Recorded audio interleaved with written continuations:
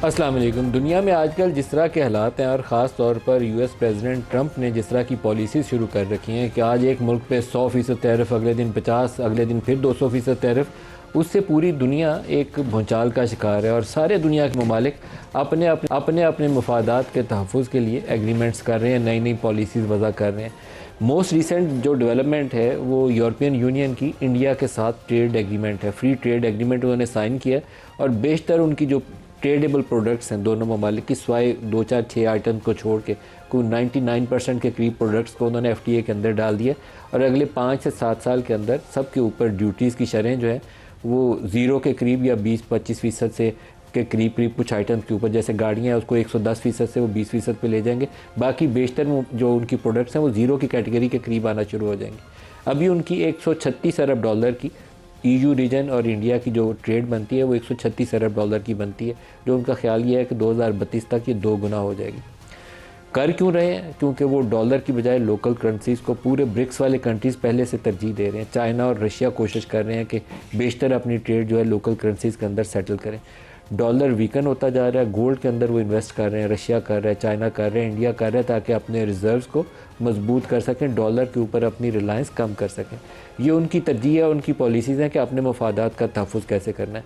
पाकिस्तान जिसमें पहले 6 माह के अरसे में बरामदात कम हुई, दिसंबर के महीने में 20% नीचे गिरी, लेकिन हमारी तरजीहात में ये शामिल नहीं है। हम लड़ रहे हैं कि तीरा में ऑपरेशन कौन कर रहा है और कौन क्यों नहीं कर रहा।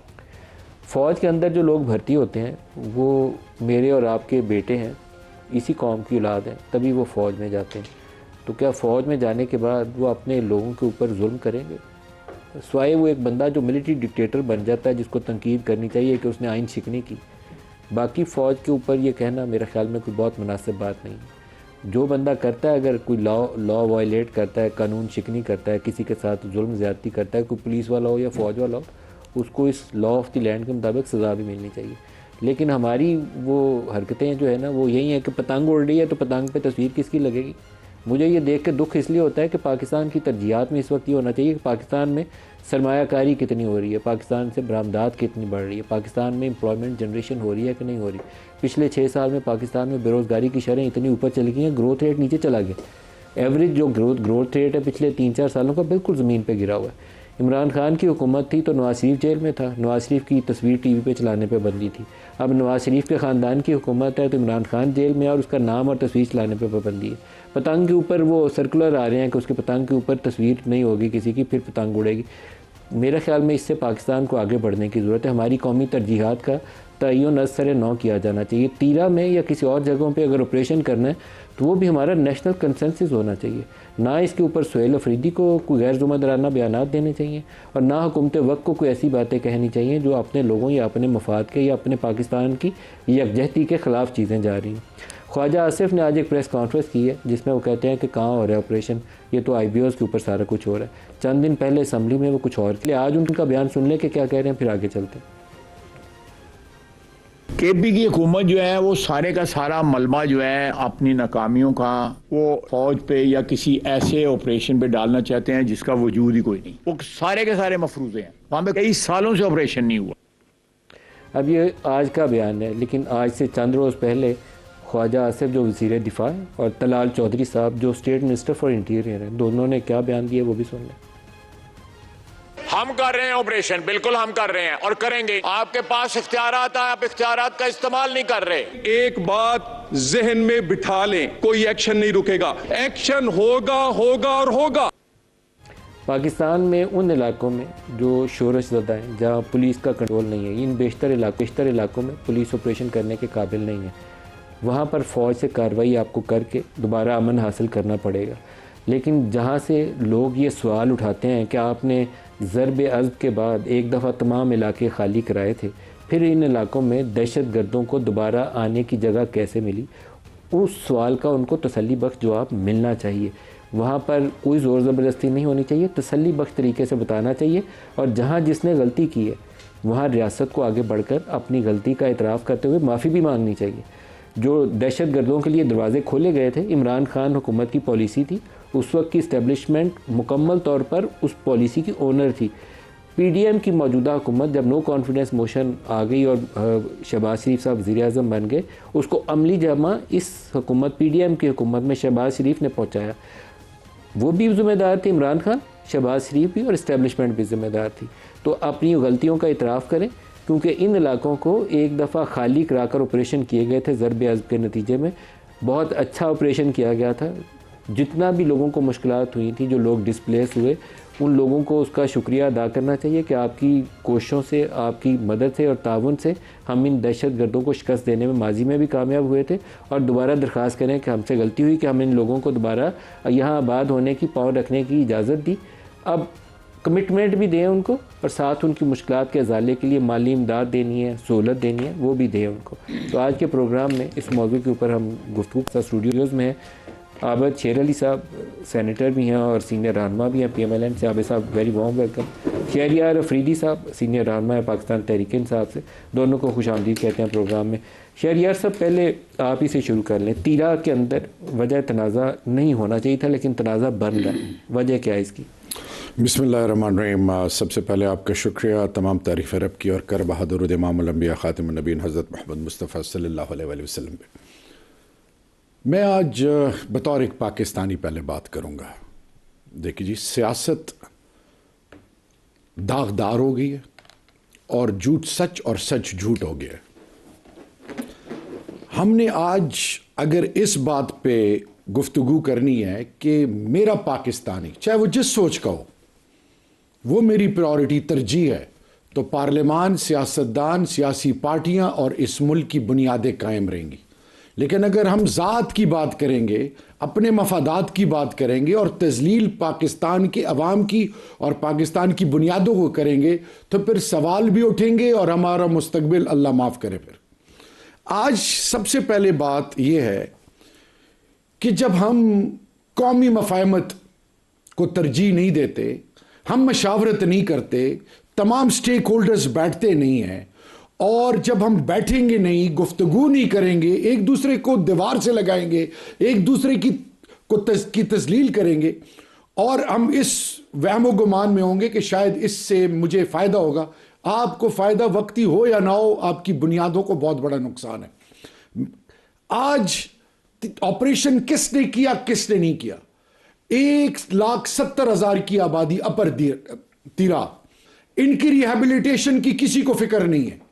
पार्लियामेंट में वजीर दिफा, वजीर दाखिला क्या कहते हैं, वो आज ये सवाल पूछ रहे हैं, या चीफ मिनिस्टर क्या कह रहे हैं, वो आज एक सवाल पूछ रहे हैं कि मैं पाकिस्तानी हूं।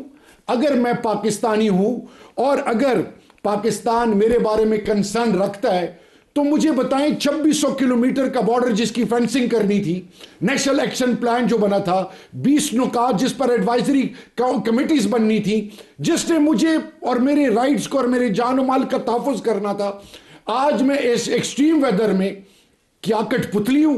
क्या मैं कोई फुटबॉल हूं? कोई मुझे उधर फेंक रहा है, कोई उधर फेंक रहा है। यानी मेरी इज्जत, मेरी असमत, मेरी गैरत और मेरे मुस्तकबिल को किसी की फिक्र है? तो मैं आज एक बात आपको बताऊं, खुदा के लिए, मैंने ये बात कल भी की, आज भी कह रहा हूं, सबसे पहले जितना जरगा सिस्टम है वहां पे वो 24 अरकान, उसके अलावा मुझे खैबर के जरगे में बुलाया गया, अली अमीन गंडापुर साहब, मैं तमाम स्टेक होल्डर्स की मौजूदगी में बैठा था। ये आज अनन फनन, कल असेंबली में कुछ कहना और आज कुछ कहना, खुदा के लिए अफवाज पाकिस्तान, सिविल आर्म फोर्सेस, आम पाकिस्तानी ड्रोन में, खुदकश धमाकों में, टारगेट किलिंग में कारोबार तबाह हो चुका हुआ। आपने जब मर्जर किया, आपने इनको बुनियादी जरूरियात देने थे, आप ना 3% फ्रॉम डिविजिबल पूल दे रहे हो, ना उनकी बुनियादी हकूक उनके पूरे कर रहे हो, ना स्कूल, ना कॉलेज, ना जरूरियात जिंदगी। और फिर आप इस्लामाबाद से बैठ के ये प्रेस कॉन्फ्रेंसेस का जो एक नया कल्चर स्टार्ट हो गया है, 4.5 करोड़ पाकिस्तानियों का चीफ एग्जीक्यूटिव है, आप उसको ऑन बोर्ड नहीं लेते, वो आपसे रिक्वेस्ट कर रहे हैं, आप उसकी कैरेक्टर एसोसिएशन कर रहे हो, पाकिस्तान कैसे आगे बढ़ेगा? आबिद साहब भी इसका जवाब। बहुत शुक्रिया नदीम मलिक साहब। ये गला फाड़ने से झूठ सच या सच झूठ नहीं हो जाता।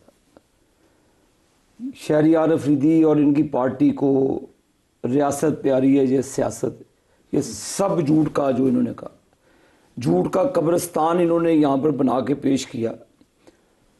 सर्दियों में जब नदीम मलिक साहब बर्फबारी होती है उन इलाकों में जो सतह समंदर से काफ़ी ऊंचे हैं, वहाँ पे ज़िंदगी है ही नहीं सर्दियों में, विंटर के अंदर, और कई कई फुट बर्फ़ पड़ती है। वहाँ पे लोग विंटर में नकल मकानी करते, ये इनको भी पता। इन्होंने झूठ बोल रहे हैं ये सारा कुछ कि फ़ौज ने ये काम किया। ये अपनी फ़ौज पर इनके चीफ मिनिस्टर के इल्ज़ाम देखें, आज उसने जो बकबक की अपनी मुसल्लह अफवाज के ख़िलाफ़, ललकारा उनको, ललकारा जैसे तालिबान ललकारते हैं वैसे इनके चीफ मिनिस्टर ने on behalf of Pakistan Peoples Party कौम की आंखों में धूल और मिट्टी झोंक रहे हैं। ये झूठ बोल रहे हैं सारा कुछ। मुझे बताएं, झरगय ने जब मुशीरान है जो कबायली, वो तो खुद कहते थे इनको कि यार हमें यहाँ से निकालें, और जहाँ पर वहाँ पे यहाँ पर ये जो तालिबान है जिनका नेक्सस है अफगानिस्तान से, जो चर्च का कारोबार करते हैं, मंशियात फरोश करते हैं, वो मंशियात फरोशी के बाद वो सारा जोर अपनी फौज और लोगों के ऊपर दहशतगर्दी पे लगा रहे हैं, ये उनकी साइड ले रहे हैं, हमायत ले रहे हैं और यहाँ पर तकरीर कर रहे हैं। आप लोगों ने उनको वादा किया नकल मकानी के लिए 4 अरब रुपए देंगे, 2 अरब रुपए आपकी हुकूमत खा गई, और जो 2 अरब रुपया आपने देना भी था उसमें भी आपने डिस्टर्बेंस पैदा कर दी। नदीम मलिक साहब ये खुदा का खौफ खा ले, अपनी फौज को बदनाम करने लगे हुए हैं, अपनी फौज के ऊपर ताबड़तोड़ हमले कर रहे हैं कि ये रियासत है, ये इनकी सियासत है। तीरा में ऑपरेशन हो रहा है या नहीं हो रहा? तीरा में इंटेलिजेंस बेस ऑपरेशन हो रहा है। जहां जहां पर आप मुझे बताएं, इतने फुट बर्फ पड़ी है, कौन सा ऑपरेशन इस वक्त जारी है? बिल्कुल इस वक्त कोई ऑपरेशन नहीं, लेकिन इंटेलिजेंस बेस ऑपरेशन हजारों में हुआ और 2500 के करीब दहशतगर्दों को मारा गया। मैंने चंद हफ्ते पहले यहाँ, या चंद रोज़ पहले, वहाँ से एक मुकामी, वो कौन थे जी, हमारे मिशरान में से ही थे, उनका नाम अभी मेरे जहन में नहीं आ रहा, कमाल साहब थे, उनको दोबारा कोशिश करेंगे फ़ोन पर आ जाए। उन्होंने कहा कि हमारी एग्रीमेंट हो गई है, 50,000 रुपया महीना किराए का देंगे हमें, ये 2.5 लाख रुपया पर फैमिली देंगे, और ख़ुद वो जो चीफ मिनिस्टर का इलाका था उन्होंने उसके इलाके का नाम भी लिया, तो हम वो इलाका खाली करके तो जा रहे हैं। 4 अरब रुपए तो ये एग्रीमेंट हुआ उस जिरगे के, और जिरगे का एग्रीमेंट सूबाई हुकूमत के साथ हुआ। सूबाई हुकूमत ने 4 अरब रुपया देना था। क्या अकाउंटेबिलिटी? क्या मुझे ये शहरियार अफरीदी साहब बताएंगे कि इन्होंने 10 पुलिस चौकियां बनानी थी वहां पर दहशतगर्दों को रोकने के लिए, वहां पर ख्वारिज के नेटवर्क को तोड़ने के लिए, एक भी पुलिस चौकी बनाई इन्होंने? बताएं जवाब लेकर से। बताइए। ये झूठ पर मबनी सियासत कर रहे हैं और रियासत को बदनाम कर रहे हैं, फौज को बदनाम कर रहे हैं। ये इतना इंडिया ने बदनाम नहीं किया जब पाकिस्तान पीपल्स पार्टी ने पाकिस्तान तहरीक इंसाफ, आपके इत्तेहादी लड़ पड़ेंगे, आप पीपल्स पार्टी का नाम ले रहे हैं। को कहा, मुझे मलिक साहब बता दें कि कौन सा इन्होंने पुलिस चेक पोस्ट बनाई? मंशियात के रोक इकदाम जो रोक था, सूबाई हुकूमत का क्या काम है? पूछते हैं। एक सेकंड, सूबाई हुकूमत का यही काम रह गया कि फौज के ऊपर इल्जाम लगा दे, हुकूमत वक्त पे इल्जाम लगा दे। ये खुद वहां पे क्या कर रहे? ये सिर्फ ये दौड़ लगाई है अडयाला जेल के लिए और फौज को। इनका ट्विटर हैंडल देखें, इनका सोशल मीडिया देखें, फौज के खिलाफ भरा हुआ है। और ये फौज के ऊपर फौज ने और आपकी पुलिस ने, जवानों ने 1200 के करीब 1 साल के अंदर अपनी लाशें, अपने उनके जस्सदे खाकी अपने कंधों पे उठाए, और ये उनकी तजलील कर रहे हैं। ये तजलील नहीं करते, ये उनकी इज्जत करते हैं। आप कौन सी इज्जत है? मुझे बताएं कि ये जो नकल मुकानी होती है, आप नरान कगान जिधर भी चले जाए, जो पहाड़ी इलाके चले जाए, विंटर के अंदर लोग नकल मुकानी करके नीचे चले जाते हैं। ये उसको कह रहे हैं कि जी ये जुल्म हो गया, इलाका खाली करा दिया। जवाब ले लें। शहरियार जो ये तीरा का इलाका है, इसमें अफरीदी ट्राइब काफ़ी बड़ी तादाद में जी। कितनी परसेंटेज है वहाँ तीरा में अफरीदी की पॉपुलेशन में? मेजॉरिटी है, मेजॉरिटी, सुपर मेजॉरिटी। अच्छा, ये क्या बात नहीं, मेरे छोटे छोटे जवाब देंगे आप अभी। तीरा से लोग पीक विंटर में नीचे उतरते हैं, मैदानी इलाकों की तरफ आते हैं। गुर्बत बहुत है, थोड़े बहुत लोग वहाँ से मूव ज़रूर करते हैं, थोड़े बहुत मूव करते हैं, क्योंकि आज वो हमारे इंफॉर्मेशन मिनिस्टर हैं, उन्होंने 1880 की एक किताब का हवाला दिया कि लोग विंटर में वहाँ से आते हैं। 1880 में जो काम होता था 2025 में वो नहीं होता। 150 साल पहले का कोट करना दुरुस्त फैसला नहीं है।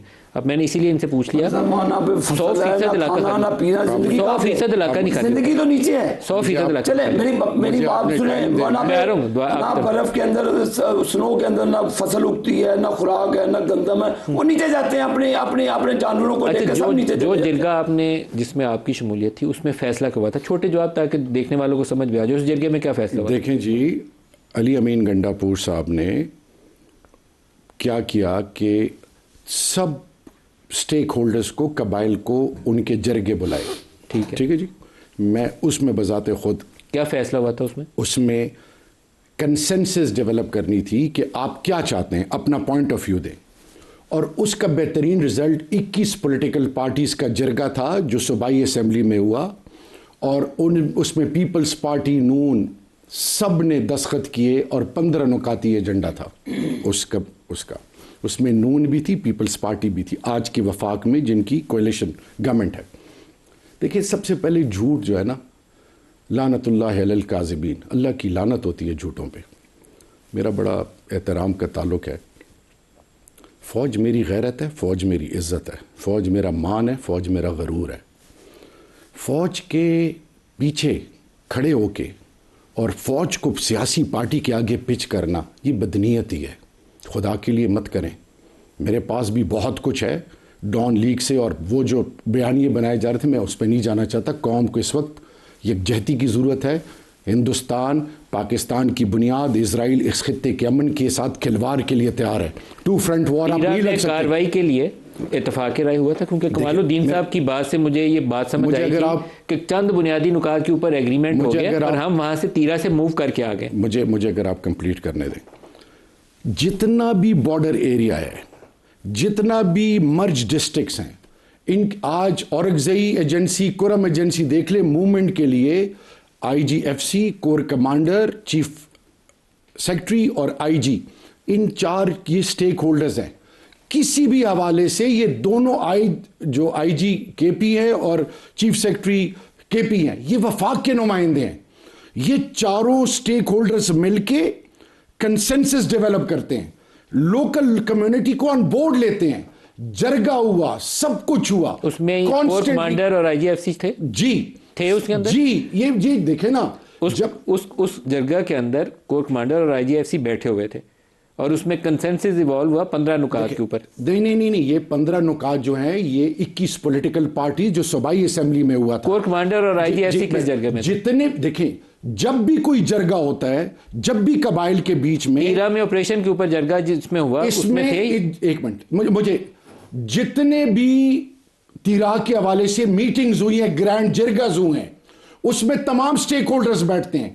और इकबाल अफरीदी हमारे MNA, ये पूरा जरगा लेके गए कोर कमांडर पेशावर के पास, वहां पे निगोशिएशंस हुई, बातें हुई। मैं सिर्फ वापस आना चाहता हूं, उसमें तीरा में कार्रवाई के ऊपर इत्तेफाक राय हुआ? इत्तेफाक राय नहीं हुआ, वहां के कंसर्न्स। और सबसे बड़ी बात ये, छोड़े PMLN क्या कहती है, तहरीक इंसाफ क्या कहती है, वो जो वहां पे ऑन ग्राउंड लोग मौजूद हैं जो नकल मकानी कर चुके हैं, उनसे तो कोई पूछे। उन्हीं में से बात की थी हम लोगों ने, और वो हमें पता चला था कि ये पैसों के ऊपर भी इत्तेफाक राय हुआ है, और ये भी फैसला हुआ है कि जितनी देर उन्हें बाहर रहना पड़ेगा। डेवलपमेंटल चीफ मिनिस्टर की स्पीच सुन लें कि 4 अरब रुपए डेवलपमेंटल कामों पे लगने थे, क्योंकि जब ये इनखिला शुरू हुआ तो फी खानदान हम 22,000 रुपए दे रहे हैं। 4 रजिस्ट्रेशन पॉइंट्स बने हुए हैं, और रजिस्ट्रेशन पॉइंट्स मुझे बताएं, जब आप दोनों स्टेक होल्डर्स वफाक और सूबा, BBC उर्दू के ऊपर भी पूरी स्टोरी पड़ी हुई है। रजिस्ट्रेशन के लिए लोग इंतजार में बैठे हुए, लाइनें लगी हैं, और उस स्टोरी के अंदर भी रकमों की तफसील मौजूद है कि वो 2.5 लाख रुपया फी खानदान और 50,000 रुपया फी महीना देने का। नहीं, ये इत्तेफाक राय था कि दिया जाएगा, जो दिया नहीं गया, देना किसने था ये मुझे पता नहीं। सूबाई हुकूमत जो लोग आ रहे हैं, फी गाड़ी 22,000, मैं खुद गया हूं, मैं वहां पे ऑन द स्पॉट खड़ा हूं। आप कह रहे 22,000 फी खानदान, 22,000 रुपए जो गाड़ी में वो तमाम जो जबरन इनखिला हो रहा है, जो आ रहे हैं, उनको सूबाई हुकूमत 22,000 रुपए ट्रांसपोर्टेशन पैसे दे रही है, और मेरे पास इसकी फुटेजेस मौजूद हैं। आप एक बजे कंप्लीट, मैंने सॉरी देखिए, अगली चीज, सियासत, झूठी सियासत पे, मुनाफिकत पे रब की लानत होती है। मैं आज ये बात कहना चाह रहा हूँ, खुदा के लिए लेट्स नॉट कॉम्प्लिकेट थिंग्स। सब सर जोड़ के बैठें, इसका हल ढूंढें। इससे मुल्क को नुकसान हो रहा है। मुझे बताएं, मैं अपने भाई से कुछ छोड़ें, मोहसिन नकवी साहब से मैं पूछना चाहता हूँ, तलाल चौधरी साहब से पूछना, ख्वाजा आसिफ साहब से पूछना चाहता हूँ, अगर आज आप या तारड़ साहब से, अगर आप इस्लामाबाद बैठे, कभी आप तिरा गए? आईडीपीस के पास गए? इससे पहले बनू, लकी, वजीरिस्तान और कुरम, ये कुरम जब से बंद है, आप कभी गए हैं? ऑन ग्राउंड आपको रियलिटीज का पता है? मुझे बताएं, जब आपको ग्राउंड रियलिटीज का नहीं पता, किसने आपको राइट दिया कि इस्लामाबाद से बैठ के आप बड़ी बड़ी बातें करते हैं? आबिद साहब, जो लोग आईडीपीस बने थे ज़रब अज़ब ऑपरेशन का, उन्होंने बहुत मुश्किल से अपने ज़िंदगी के वो चंद महीने गुजारे थे। बहुत तकलीफ दे सूतल थी। बाइज़्ज़त लोग हैं, अगर कैंपों में उनको फेंक दिया जाए, सर छुपाने की जगह ना हो, या इर्द गिर्द लोगों के घरों में जाके पनाह लेनी पड़े, एक एक कमरे में पूरे ख़ानदान को बंद होकर बैठना पड़े, तो वो जुल्म है। आप लोगों को सपोर्ट तो करनी चाहिए। मलिक साहब, मेरा शहरियार अफरीदी से कौम सुन रही, जो 26 दिसंबर 2025 को मुशीरान ने सूबाई हुकूमत को जो मुतालबात पेश किए थे, बताना पसंद करेंगे तो वो क्या थे? बताइए, मिशरान के क्या मुतालबात है? देखिए मेरी अर्ज, आप चीफ मिनिस्टर से पूछ रहे हैं कि क्या थे? चलें, चीफ मिनिस्टर की statement on the floor of the house भी आ चुका है। ऑपरेशन मुतालबा किया चीफ मिनिस्टर का स्टेट 2025 को जो इनकी सूबाई हुकूमत को मुशीरान ने जो जिरगा बना, उन्होंने मुतालबात पेश किए और उनकी कबूलियत के बाद जो इनखला हुआ, मलिक साहब, उसमें बड़ी ज़बरदस्त कामयाबी हुई हमारी फौज को। 2500 के करीब ख्वारिज और दहशतगर्द के लोग वहाँ पे ऑपरेशन के दौरान जो इंटेलिजेंस, उसमें मारे गए। हमारे लोगों के ऊपर वहाँ पर हमला होता है, दहशतगर्दी होती है वहाँ पे। जब मलिक साहब, ये भी इशू है, मैं अपने भाई को याद दिलाना चाहता हूँ कि जो आपने एग्रीमेंट किया हुआ है, इन्होंने 8 से 9 पुलिस चौकियाँ बनानी थी, वो सूबाई हुकूमत ने बनानी थी, वो किसी इंटेलिजेंस एजेंसीज ने नहीं बनानी थी। अब होता ये है कि जब नकल मुकानी होती है और जब वापसी होती है, तो बहुत सारे दहशतगर्द उस नकल मुकानी के दौरान आ भी जाते हैं और चले भी जाते हैं। ये जिम्मेदारी इन भाइयों की है जो पिछले 14 साल से हुकूमत में बैठे हुए। ये फौज का काम नहीं है।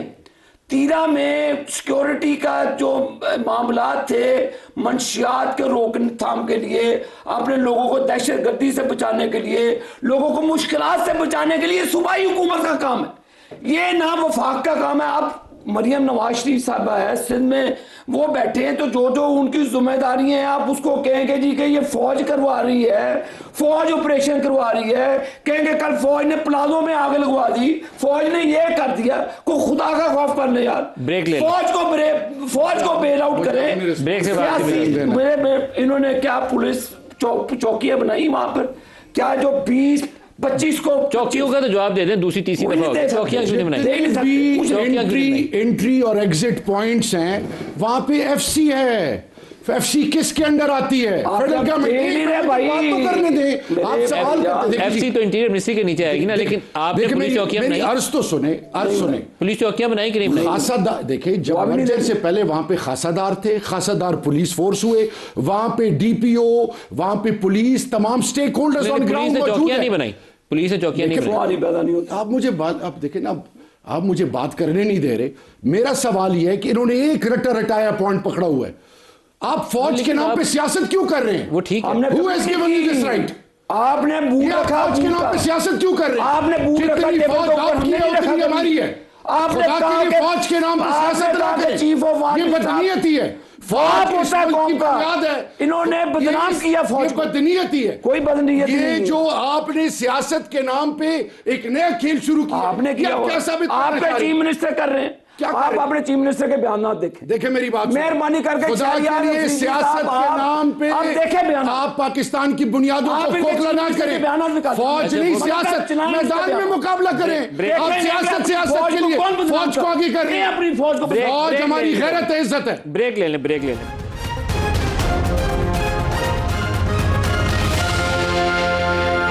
प्रोग्राम में दोबारा खुशामदीद कहते हैं। अपने मेन टॉपिक से हटके छोटा सा इकॉनमी के ऊपर भी कोई सेगमेंट हम ज़रूर करते हैं प्रोग्राम के अंदर। अगर कोई डेवलपमेंट बड़ी सामने आ रही हो पाकिस्तान में, पूरी दुनिया में एक ट्रेंड है इलेक्ट्रिक व्हीकल्स का, ईवीज़ का। पाकिस्तान में भी आ रही है, लेकिन पाकिस्तान में लोग अक्सर सवाल करते हैं कि अगर हम ले लें एक गाड़ी जो बिजली पे चार्ज होगी, चलेगी, पेट्रोल नहीं डलवाना पड़ेगा, इकोनॉमिकल और एफिशिएंट होगी, लेकिन चार्जिंग स्टेशन कहाँ है? गाड़ी चार्ज करके जाके बंद हो जाएगी तो चार्ज कौन करेगा? धक्का लगा के वापस लाएंगे। तो इसके ऊपर एक इंटरेस्टिंग खबर सामने आई कि हबको वालों ने, हबको ग्रीन, इन्होंने एक एग्रीमेंट किया है BYD के साथ, जो दुनिया में इस वक्त ईवीज़ में लीडिंग प्लेयर है। पाकिस्तान में भी वो आ गए हैं अपनी कार्यवाही लेकर। तो उनके साथ मिलकर चार्जिंग स्टेशन का पूरे पाकिस्तान में जाल बिछाएंगे। अमजद अली राजा साहब हैं, वाइस प्रेसिडेंट ऑपरेशन हबको से हमारे साथ, उनसे इसकी तफसील जानेंगे। अमजद, ये आपका ये फरमाइएगा कि क्या तफसील है? पहले तो चार्जिंग स्टेशन कितने बनाएंगे, कहाँ से कहाँ लगेंगे, सारे शहर कवर होंगे या नहीं कवर होंगे? कुछ थोड़ी सी तफसील दे दें उसकी। जी, बिस्मिल्लाहिर्रहमानिर्रहीम। सबसे पहले तो मलिक साहब बहुत शुक्रिया, आपने एक बहुत अहम मौजू पे डिस्कशन के लिए हमें इनवाइट किया। देखें, ये बड़ी सबसे पहली बात ये है कि हम हबको ग्रीन में पूरे पाकिस्तान में चार्जिंग इंफ्रास्ट्रक्चर लगाना चाहते हैं। और जब हम ये बात कर रहे हैं तो हम ये सिर्फ दावा नहीं कर रहे, बल्कि ऑलरेडी हमारे पास 17 जो है वो चार्जर्स फुली ऑपरेशनल हैं। हमने स्ट्रेटजी ये अडॉप्ट की कि इस मुल्क में अगर ईवी की एडॉप्शन ने स्केल अप करना है तो चार्जिंग इंफ्रास्ट्रक्चर के बगैर ये काम मुमकिन नहीं है। तो हमारी ग्रुप कंपनी जब ये BYD की गाड़ी लेके आई पाकिस्तान में, तो हमने ये सोचा कि हम इसको कैसे ईवी की एडॉप्शन को कस्टमर को फैसिलिटेट कर सकते हैं। उस सिलसिले में हमने ये तय किया कि मोटरवेज और हाईवेज को सबसे पहले फेज़ 1 में कनेक्ट करते हैं। तो हमने हर 150 से 200 किलोमीटर के फासले पे starting from Karachi till Peshawar chargers को लगाने का फैसला किया। और आज जो है आप मुल्तान तक जो है वो, कराची से मुल्तान तक बगैर किसी खौफ व खतरे के आप जो है वो अपनी ईवी गाड़ी को मुल्तान लेके जा सकते हैं। और इंशाल्लाह फरवरी के एंड तक आप ये देखेंगे कि इंशाल्लाह ताला हमारे पास ये चार्जिंग इंफ्रास्ट्रक्चर जो है वो पेशावर तक मुकम्मल हो जाएगा। और टोटल जो है वो इंशाल्लाह 2026 यानी कि इस फिस्कल ईयर के 36 चार्जिंग स्टेशन जो है वो हम बना रहे हैं, जो कि इस मोटरवे को 1300 किलोमीटर को मुकम्मल कंप्लीट जो है ना वो कवर करेंगे। और एज ऑफ टुडे, जिस तरह मैंने आपको फरमाया कि आप स्टार्ट कराची में चार्जर लगा दिया हमने, उसके बाद मोरो में लगा दिया, सखर में लगा दिया, खैर उसके बाद ज़ाहिर पीर पे लगा दिया, मुल्तान पे लगा दिया, ये फुली ऑपरेशनल है। और ये इसमें खूबसूरत बात ये है कि ये सारे जो चार्जर्स हैं ये हमने कनेक्ट किए हैं और इसकी मॉनिटरिंग जो है वो हमारे हेड ऑफिस में सेंट्रली मॉनिटर होता है, ताकि जो कस्टमर है उसको 24/7 और हर वक्त जब भी कस्टमर जाए उसके पास ये चार्जर जो है फुली अवेलेबल हो। और उस वो जो है वो बगैर किसी साहब, ये तो आपके जो चार्जिंग स्टेशन हैं ये तो लाहौर, रावलपिंडी, इस्लामाबाद में आप चलाएंगे तो हमें पता चलेगा, चलेगा कि नहीं चलेगा। अभी तो आपने कराची में चलाए हैं, तो आप अपनी गाड़ी तो चार्ज कर सकते हैं, हमारी गाड़ियाँ कैसे चार्ज होंगी? नहीं सर, इवन इस्लामाबाद में भी ना F11 में तो अभी हम अगले हफ्ते उसको इनॉग्रेट करने जा रहे हैं। इसके अलावा 3 चार्जर्स जो हैं वो इस्लामाबाद शहर में लगे हुए हैं। अगर आप इस्लामाबाद से पेशावर जाएंगे तो हकला पे चार्जर आप देखेंगे, हमने अटक पेट्रोलियम के साथ जो है वो कोलैबोरेशन एग्रीमेंट किया है। वहाँ पे हमने अटक पेट्रोलियम के चार्जिंग पेट्रोल पंप पे लगाया है और मुल्तान से लेके कराची तक जो है ये सारा PSO के साथ हमारा कोलैबोरेशन है। और PSO के जो पेट्रोल पंप्स है वहाँ पे ये हमने लगा दिया है। इंशाल्लाह ताला मैं प्रोग्राम के बाद आपको ये लिंक भी शेयर कर दूंगा, ताकि आप भी, लोगों को भी पता चले कि एक्चुअली में चार्जर्स लग चुके हैं। ये दावा नहीं है, ये एक्चुअली लग चुके हैं। आप जाएं उसको इस्तेमाल करें ताकि ज़्यादा से ज़्यादा ईवीज़ जो हैं वो अडॉप्ट करें। कितनी कॉस्ट एफिशिएंट होती है अगर पेट्रोल पे डाल के गाड़ी मैं यहाँ से पेशावर जाऊँ या कराची से आप आ रहे हैं, इस्लामाबाद आ रहे हैं, आपको कितनी कॉस्ट आएगी अगर आप चार्जिंग स्टेशन से गाड़ी चार्ज करके आते हैं और या पेट्रोल पे चला के आते हैं? कुछ डिफरेंस दे सकते हैं आप मुझे? जी सर, बिल्कुल दे सकता हूँ। देखें, अगर तो जो हमने ना चार्जर्स लगाए हैं ये कमर्शियल चार्जर्स हैं, DC चार्जर्स हैं, और ये आपकी गाड़ी को ना 20 से 25 मिनट में चार्ज कर देते हैं। जो घरों में लगे होते हैं वो AC चार्जर्स होते हैं। जो घरों में अभी एज ऑफ टुडे हमें इलेक्ट्रॉन्स मिल रहे हैं या इलेक्ट्रिसिटी मिल रही है वो अराउंड ऑन दी एवरेज मुख्तलिफ एरियाज में मुख्तलिफ है, लेकिन 45 to 50 रुपीज़ अ यूनिट है। लेकिन हम जो हाईवेज पे और मोटरवेज पे आपको पर यूनिट सेल कर रहे हैं वो 150 रुपये है। उसकी वजह ये है कि at this point in time हमारे पास जो है ना प्रेफरेंशियल टैरिफ नहीं है, कमर्शियल टैरिफ है। Coming back to your question sir, देखें, अगर आप हमारे DC चार्जर से भी चार्ज कराएंगे ना तो जो आपकी कॉस्ट है वो आधी हो जाएगी, मतलब 1/2 जो है ना, अगर आप फॉर इंस्टेंस यहाँ से पिशावर जाते हैं और आप जो है ना 40,000 रुपए का या 45,000 रुपए का पेट्रोल खर्च करते थे, तो आप 22,000 रुपए में यहाँ से पिशावर जो है वो पहुंच सकते हैं, हाफ द कॉस्ट। लेकिन अगर आप गाड़ी को अपने घर पे चार्ज कर रहे हैं, एसी चार्जर से कर रहे हैं, तो ये कॉस्ट इवन फर्दर रिड्यूस हो जाती है, 1/3 या 1/4 हो जाती है। और ये गोइंग फॉरवर्ड इंशाल्लाह प्राइस और नीचे आएगी, जैसे जैसे डिस्कोस जो है वो हमें कनेक्शंस दे देंगे, प्रेफरेंशियल टैरिफ मिल जाएंगे, तो ये और कम हो जाएगी इंशाल्लाह। अमजद साहब, आपका बहुत शुक्रिया, आपने हमें ज्वाइन किया। आपके चार्जिंग स्टेशन चार्ज करवाने के लिए पहले हमें BYD खरीदनी भी पड़ेगी, तो उसके लिए आपके कोई कंपनी को हमें फैसिलिटी ऑफर करनी चाहिए पाकिस्तानियों को कि आप ले लो 5 साल की किस्तों के ऊपर गाड़ी और चार्जिंग आपके स्टेशन से फिर हम करवाएंगे। आपका बहुत शुक्रिया, लेकिन ये बहुत अच्छी डेवलपमेंट है इन्वेस्टमेंट के पॉइंट ऑफ व्यू से, और ये फ्यूचर है EVs पूरी दुनिया में भी है और पाकिस्तान में भी है। अमजद अली राजा साहब, वाइस प्रेसिडेंट ऑपरेशन हबको। आबिद साहब प्रोग्राम के एंड की तरफ आ गए हैं, अब कुछ इतफाक़ राय पैदा करें। लड़ाइयाँ, ये सियासी जुमलेबाजी ये तो चलेगी, सारी उम्र सियासी जमातों का काम है, लेकिन कौमी मफाद पे इतफाक़ राय भी होना चाहिए। मलिक साहब, इतफाक़ राय यही है कि आप अपनी अपनी जिम्मेदारियाँ निभाएं, मुल्क की मफाद में, सियासत से हट कर, हर चीज़ से हट कर फ़ौज और पाकिस्तान की इज़्ज़त करें, अपनी अपनी जिम्मेदारियाँ निभाएं। सियासत करेंगे तो मामला और ख़राबी की तरफ जाएंगे। मेरी ये इनको नसीहत है कि अपनी जो कोताहियाँ हैं, कमियाँ हैं, उनको छुपाने के लिए फ़ौज का इस्तेमाल ना करें। ये मेरे भाई कहते हैं ना जी कि उनको पिच करते हैं, सवाल ही पैदा नहीं होता।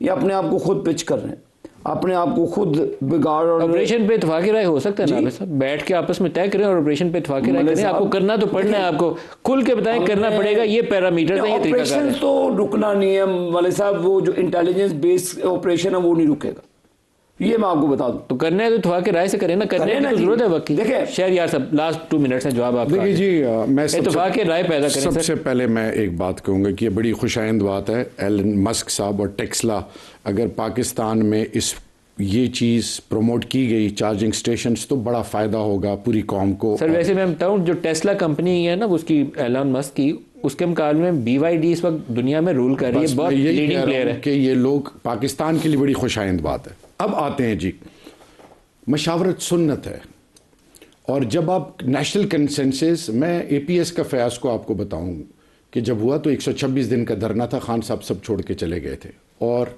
एक नई तारीख रकम हुई थी। आज इस वक्त पाकिस्तान में सबसे पहली जो चीज़ की ज़रूरत है वो कौमी यकजहती की ज़रूरत है। तो करिए ना सर, रोकता कौन है? मैं इस देखें ना, आपने मुझसे वे फॉरवर्ड पूछा, इस पे कौमी यकजहती के लिए, खुदा के लिए, फ़ौज की इज़्ज़त सब करते हैं, फ़ौज इस मुल्क की बुनियाद है। और मेरी आप माजी की तकरीर, उस पर मुझे बड़ा ट्रोल भी किया गया था। मैं एक चीज़ आपको बताऊं, सियासत के नाम पे इदारों का इस्तेमाल करना ये सही नहीं है।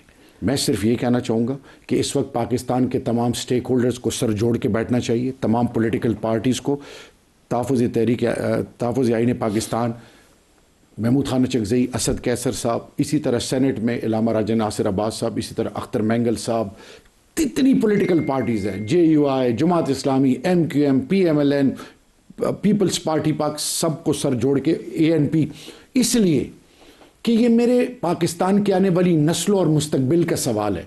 दुश्मनाने पाकिस्तान को अंदर और बाहर से हिट करना चाहते हैं, इस खित्ते के अमन के लिए, पाकिस्तान के मुस्तकबिल के लिए। और याद रखिए, कबाइल वो आपके गैरतमंद, वो पाकिस्तानी है जो फर्स्ट लाइन ऑफ डिफेंस थे, उन्होंने हर कुर्बानी दी, लेकिन पाकिस्तान पे कभी सौदेबाजी नहीं की। आज उनकी बात नहीं है ना, खैबर पख्तूनख्वा की, पाकिस्तान के बुनियादों और मुस्तकबिल के लिए हमें एक होना पड़ेगा।